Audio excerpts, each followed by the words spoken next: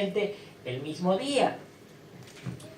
Pero, estudiando la palabra, uno sabe, uno entiende o puede deducir que la celebración de la Pascua en aquel año, cuando el Señor murió, ocurrió un día jueves. Día jueves. ¿Por qué? ¿Cómo se sabe? Este día, el día jueves, era la fiesta que coincidió con la fiesta de la Pascua, y ese día se llamaba el Gran Sábado. Un sábado grande, un sábado solemne, un sábado importante, que no era precisamente día sábado, sino el gran sábado, un gran día de reposo, un gran día de fiesta. ¿Me explico? No era el día sábado, sino que el hecho, la fiesta en sí, hacía de ese un gran día, un día solemne. Y ese gran día, ese gran sábado, como llaman algunos evangelistas de la palabra, no evangelistas de ahora, sino de las escrituras, le llaman gran sábado o gran día de solemnidad. Ocurrió un día jueves. Ahora, dice la palabra que en la víspera de ese sábado, el Señor murió. En la víspera, el día anterior a ese sábado, el Señor murió. Y entonces fue crucificado el día miércoles, y era la víspera. Correspondía al día miércoles, ¿verdad? El miércoles a las 3 de la tarde el Señor muere. Ahí entonces, cuando después que murió, lo bajaron, después está todo el suceso ahí de cómo ocurrieron las cosas, dice la palabra, lo descienden de la cruz, y entonces José de Arimatea entonces se presenta, se apersona ante Pilato y pide el cuerpo del Señor, y lo bajan de la cruz y lo envuelven en un sudario, en sábanas, y lo llevan, lo trasladan al Señor, el cuerpo del Señor, hasta la tumba. ¿Por qué?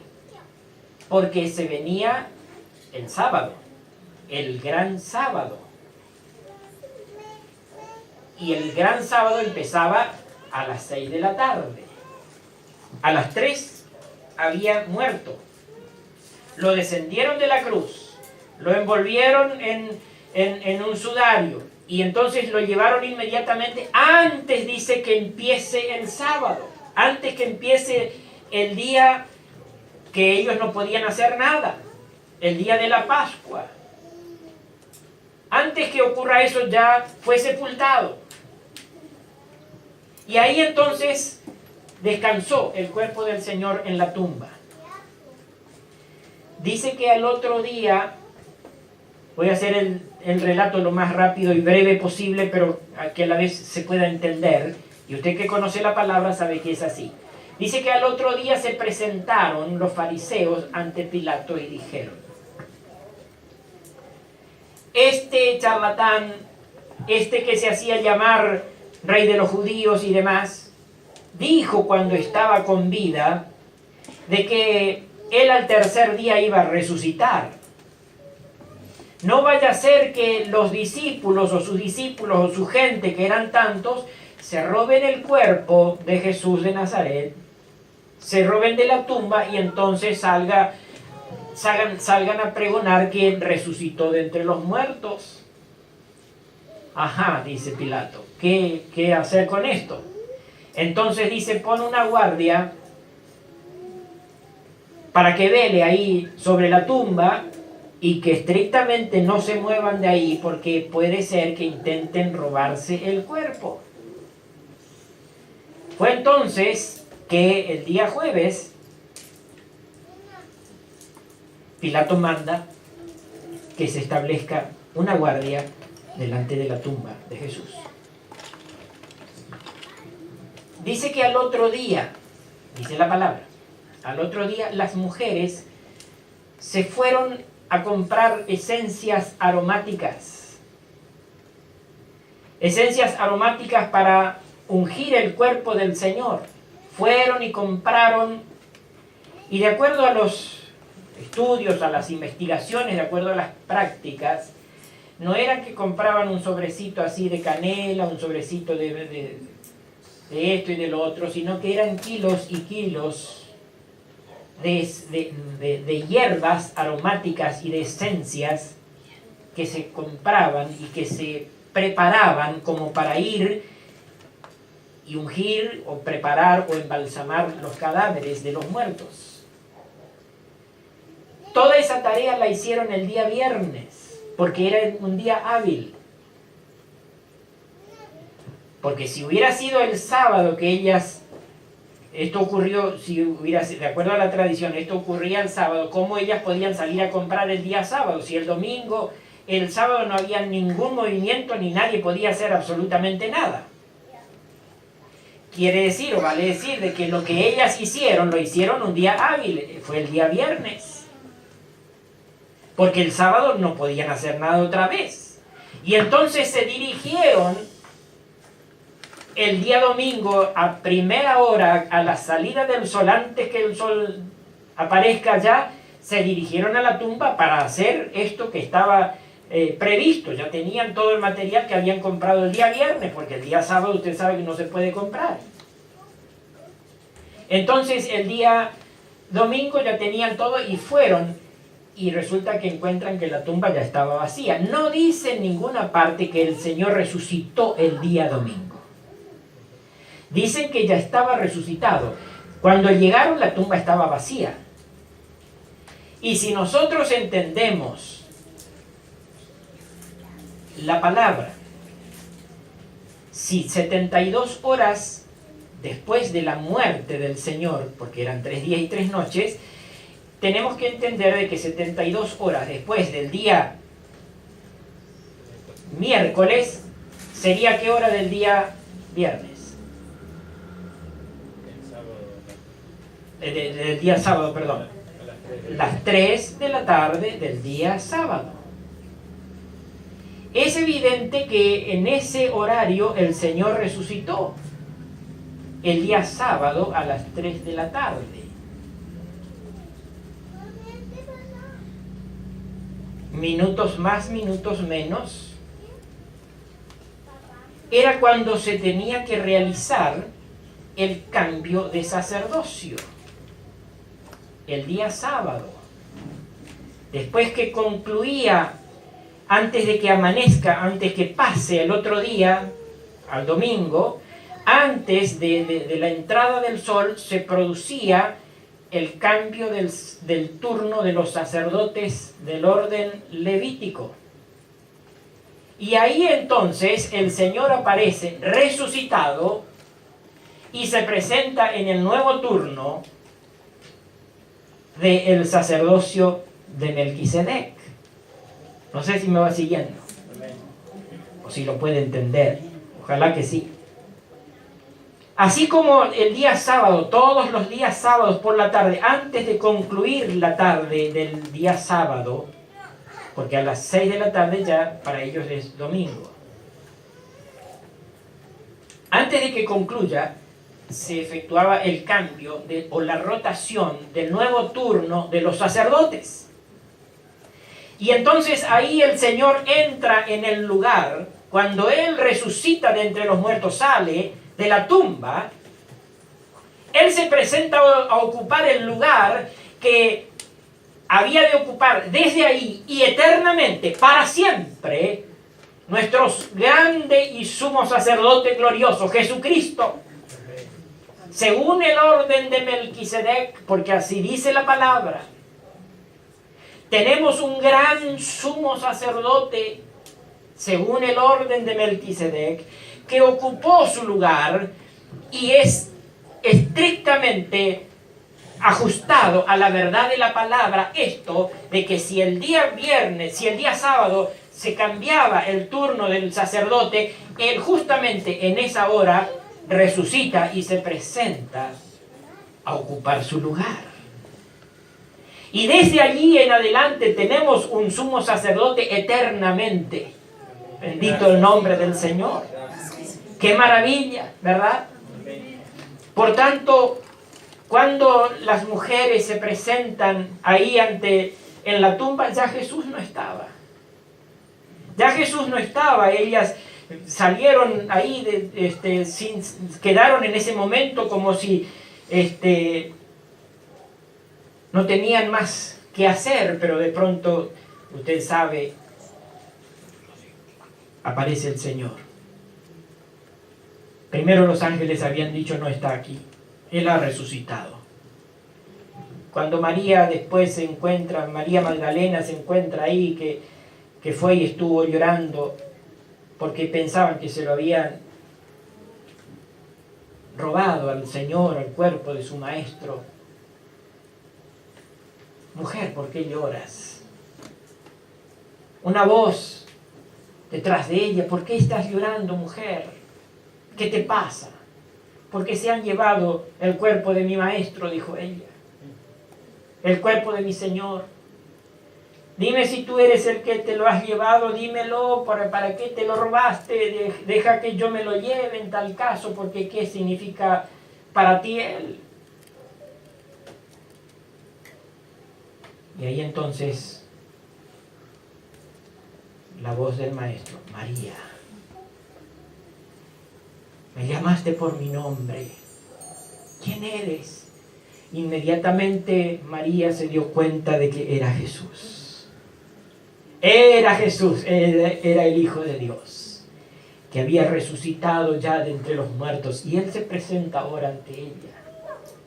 Y le dice: ve y dale a conocer a mis discípulos, a mis hermanos, que yo ya no estoy muerto, que yo, como lo he dicho, he resucitado. Ya Jesús en ese momento, a partir de ahí, Jesús ya no andaba, porque alguien puede decir: pero bueno, ¿y dónde estuvo? ¿Qué estuvo haciendo? ¿Será que en qué parte habrá andado? No sabemos, esos detalles ya no sabemos. Lo que sabemos es que resucitó. Y desde que Él resucitó, aparecía y desaparecía, porque tenía otras cuestiones ya. Ya no andaba con ellos todo el tiempo, ya no vivía, no comía y no dormía con ellos como antes. Ahora ya Él estaba por momentos, aparecía y no tenía ninguna necesidad siquiera de que la puerta estuviera abierta, sino que aparecía allá adentro. Y así, de lo bien que estaba, también desaparecía.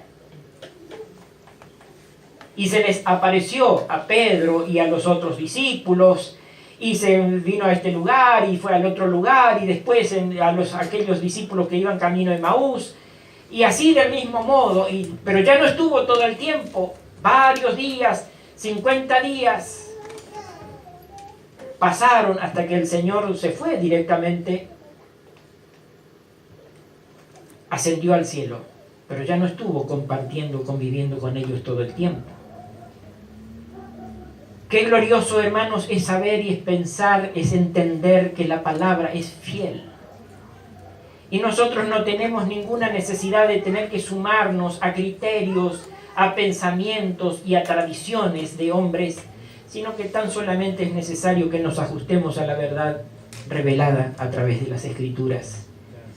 El hecho es que tenemos un sumo sacerdote, ya no conforme a aquel sacerdocio imperfecto del orden levítico, sino que tenemos un sumo sacerdote del orden de Melquisedec, el cual es eterno y no muere nunca más. Amén. Él es fiel, y Él es el que nos ha dado a nosotros la posibilidad de que nosotros hoy podamos estar aquí, aguardando su venida nuevamente, porque Él dijo: reúnanse y compartan esto y hagan esto en memoria de mí hasta que yo venga, hasta que yo vuelva por ustedes.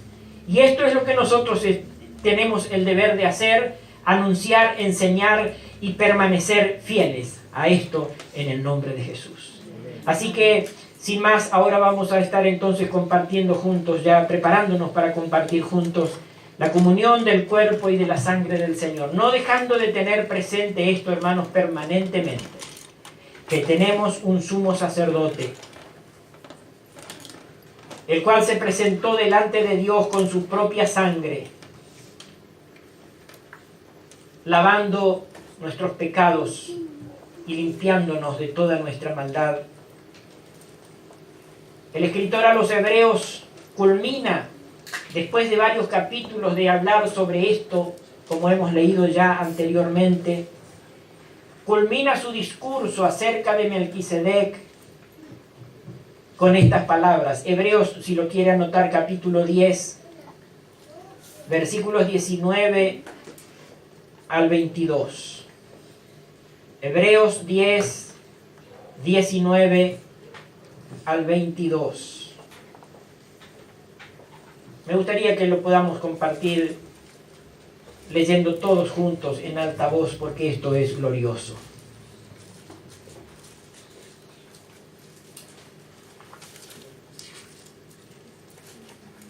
Como dije, el escritor de esta carta concluye el tema acerca de Melquisedec y del nuevo sacerdocio con una gloriosa invitación diciéndonos, vamos todos juntos: así que, hermanos, teniendo libertad para entrar en el lugar santísimo por la sangre de Jesucristo, por el camino nuevo y vivo que Él nos abrió a través del velo, esto es, de su carne, y teniendo un gran sacerdote sobre la casa de Dios, acerquémonos con corazón sincero, en plena certidumbre de fe, purificados los corazones de mala conciencia y lavados los cuerpos con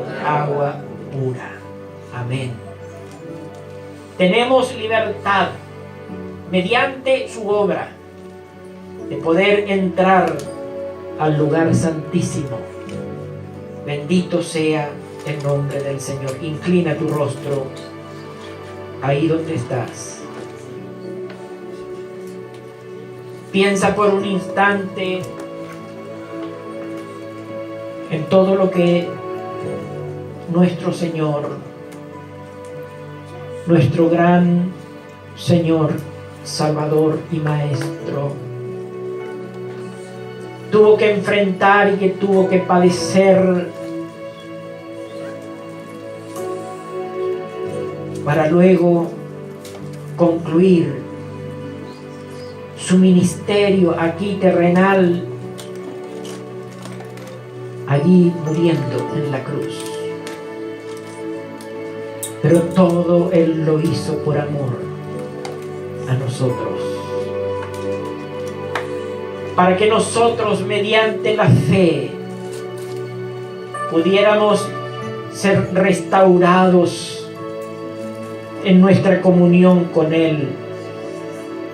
Esa comunión que había sido rota, que estaba perdida a causa del pecado,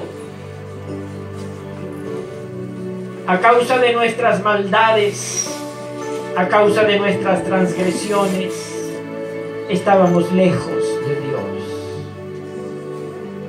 Pero Él pasó por todo lo que tuvo que pasar solamente porque nos amó.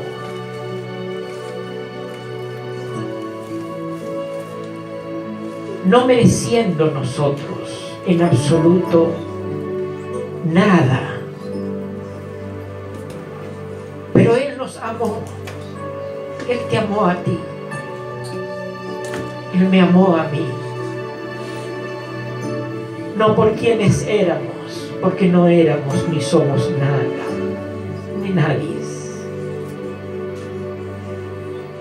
Escogió Él lo vil, lo menospreciado, los pobres. Pero Él nos llamó, tuvo piedad y misericordia de nosotros.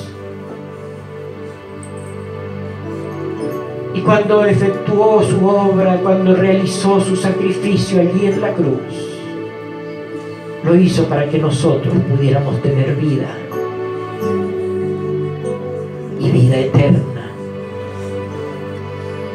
Vino a lavarnos con su sangre, a borrar nuestros pecados, nuestras iniquidades. Y después que realizó su obra allí en la cruz, cumplió con el mandato del Padre, descendiendo aún a los infiernos y arrebatando las llaves del infierno y de la muerte al propio Satanás. Y al tercer día se levantó triunfante de entre los muertos. Y se levantó de entre los muertos para decir: ahora tomo el lugar como el sacerdocio, en el orden del sacerdocio de Melquisedec. Y ahora vengo delante de ti, Padre, ya no con la sangre de los animales, como hacían los sacerdotes hasta hoy, sino ahora vengo con mi propia sangre en mis manos. Acéptala y recíbela. Y el Padre no tuvo otra cosa que decir: esta es la sangre de mi Hijo amado, ¿cómo la he de despreciar?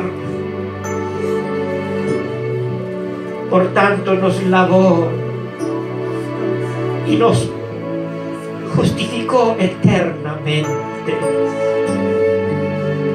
Porque nuestro sumo sacerdote Jesucristo ya no muere nunca más, sino que eternamente vive y está sentado a la diestra de Dios. Y desde allí volverá.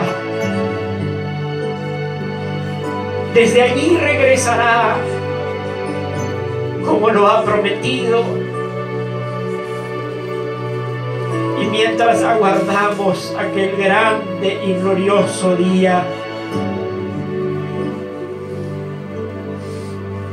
lo honramos en esta noche, recordando su sacrificio de amor en la cruz del Gólgota.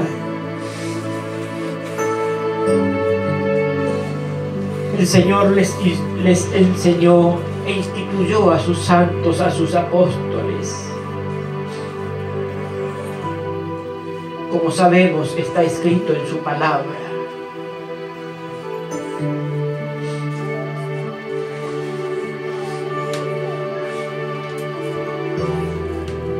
El propio apóstol Pablo, instruyendo a la iglesia,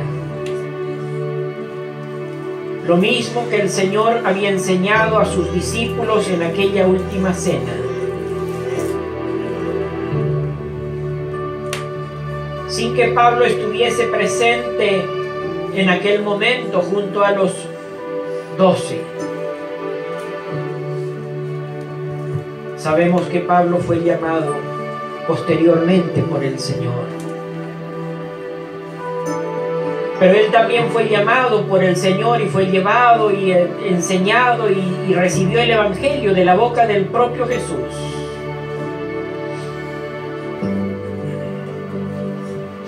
Por eso cuando él escribe su carta a los Corintios, ahí en el capítulo 11 de Primera de Corintios, él expresa: porque yo recibí del Señor lo que también os he enseñado.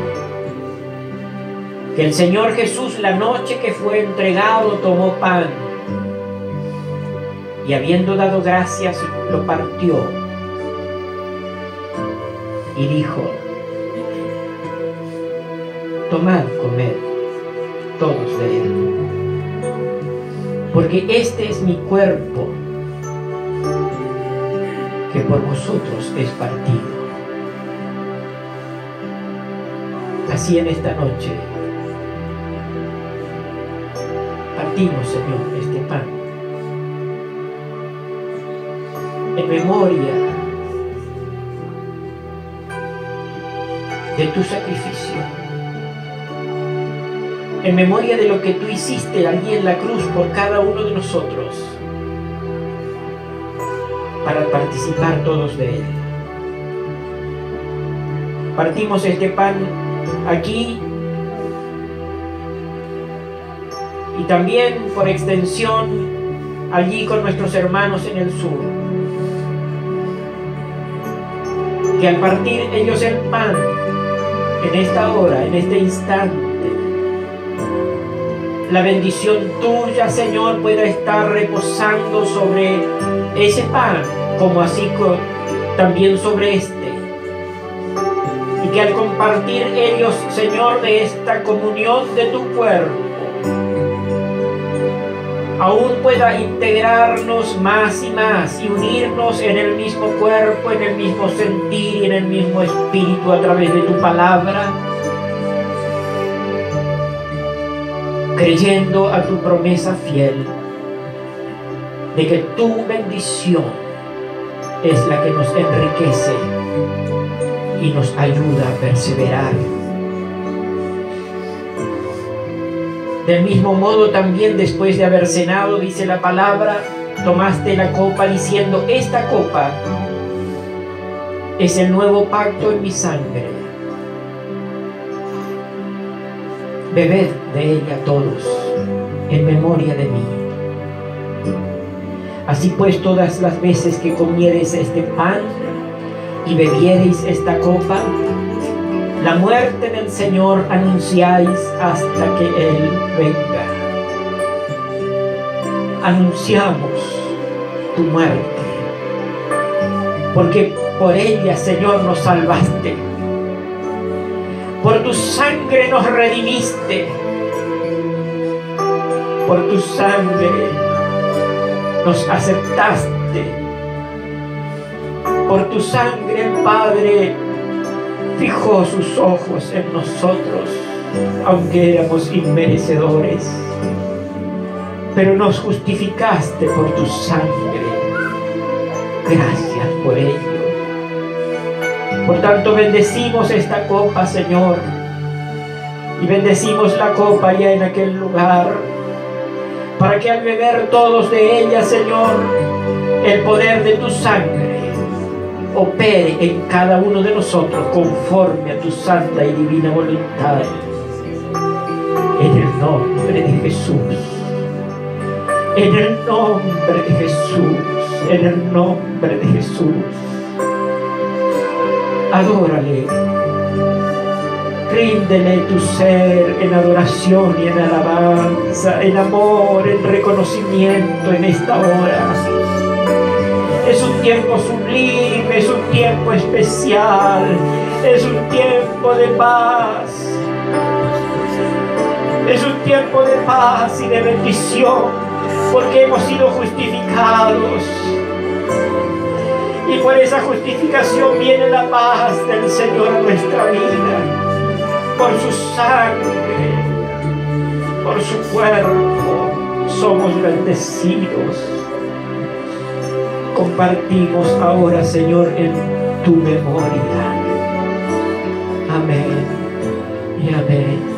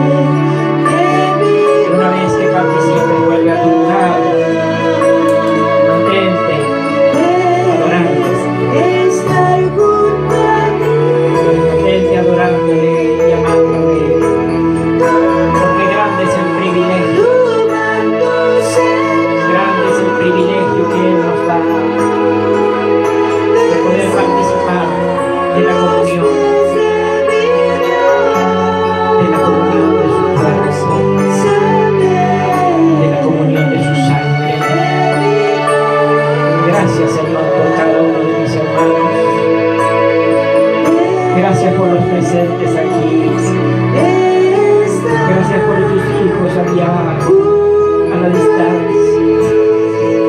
Deposita sobre cada uno de ellos tu mano de bendición. Reciban de tu presencia, Señor, la fortaleza, la gracia, la virtud y el poder. Ese poder tuyo para ser fieles y para perseverar día tras día con fuerzas renovadas hasta que tú vengas. Hasta que tú vengas, Señor, por cada uno de nosotros. Aguardamos ese gran día. Aguardamos ese día